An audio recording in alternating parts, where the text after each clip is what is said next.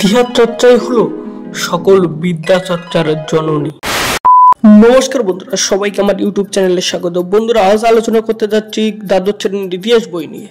তো বন্ধুরা, আমার হাতে এই মুহূর্তের যে বইটি তোমরা দেখতে পাচ্ছ, এটি হচ্ছে ছায়া প্রকাশনের ইতিহাস বই।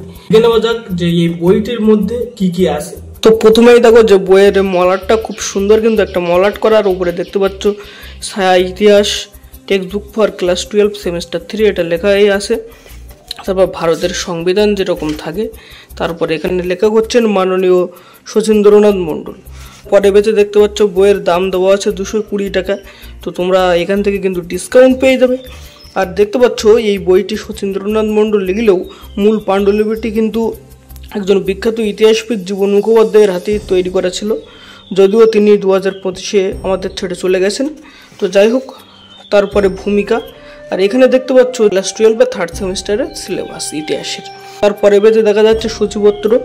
সূচিপত্রে তোমরা দেখতেই পাচ্ছ যে পর্যটকদের বিবরণের প্রেক্ষিতে ভারতের সমাজ রাজনীতি, ভক্তি ও সুফি আন্দোলন, বিজয়নগর বাউমনি বাংলা, এটি ইউনিট 1-এর 3টে চ্যাপ্টার, এবং ইউনিট 2-এর 2টি চ্যাপ্টার হচ্ছে ঊনবিংশ শতকে উপনিবেশবাদ ও সাম্রাজ্যবাদ, উপনিবেশিক নিয়ন্ত্রণের শাসনতন্ত্র। তো ইউনিট 1 কিন্তু এভাবেই শুরু হচ্ছে। দেখতে পাচ্ছ সুন্দর পয়েন্ট পয়েন্ট করে লেখা আছে, এবং সেই সাথে দেখতে পাচ্ছ বিভিন্ন ডায়াগ্রাম এখানে কিন্তু ব্যবহার করা হয়েছে। এরপর আর একটু যদি আমরা বইয়ের এগিয়ে যাই, দেখতে পাবো যে বিভিন্ন ছবি কিন্তু এই বইয়ের মধ্যে আছে। আর এরপর আর একটা জিনিস, যে অন্যান্য বছরের ইতিহাস বইতে বিশেষ করে উগ্রকথা, তার বদলে এখানে দেখতে পাচ্ছ যে জানার আকাশ। এর মধ্যে দিয়ে অনেক কিছু কিন্তু তোমরা পড়াশোনার পাশাপাশি জানতে পারবে। আর একটা জিনিস দেখতে পাচ্ছ যেখানে বিন্দুতে সিন্ধু অর্থাৎ এক নজর। আর এরপরে দেওয়া আছে যে বিভিন্ন সময় সারণী বা কালপঞ্জি। তারপর এখান থেকে বিভিন্ন ধরনের যে এমসিকিউ টাইপের প্রশ্ন সেগুলি কিন্তু দেওয়া আছে। দেখো, নানা ধরনের এমসিকিউ টাইপের প্রশ্ন, প্রচুর প্রশ্নের সমাহার কিন্তু এখানে আছে। তারপরে ইউনিট 2-এর ভক্তি ও সুফি আন্দোলন পূর্ববর্তী ইউনিটের মতোই কিন্তু খুব সুন্দরভাবে ছবি, পয়েন্ট এবং বিভিন্ন ডায়াগ্রামের মধ্যে দিয়ে দেখানো হয়েছে। তারপরে দেখতে পাচ্ছ যে 3য় অধ্যায়ের বিজয়নগর ও বাউমনি বাংলা, এটিও কিন্তু যে পূর্ববর্তী অধ্যায়ের মতো দেওয়া আছে। তো যাই হোক, এরপর আরও এগিয়ে যাই। এরপর দেখতে পাচ্ছি ইউনিট 2 কিন্তু এখান থেকে শুরু হচ্ছে। আর ইউনিট 2-এ দেখা যাচ্ছে ঊনবিংশ শতকে উপনিবেশবাদ ও সাম্রাজ্যবাদ। এখানেও দেখা যাচ্ছে যে বিন্দুতে সিন্ধু, যে সময়ের জলছবি, মানে বিভিন্ন ঐতিহাসিক ঘটনার সময়গুলো কিন্তু এখানে দেওয়া আছে।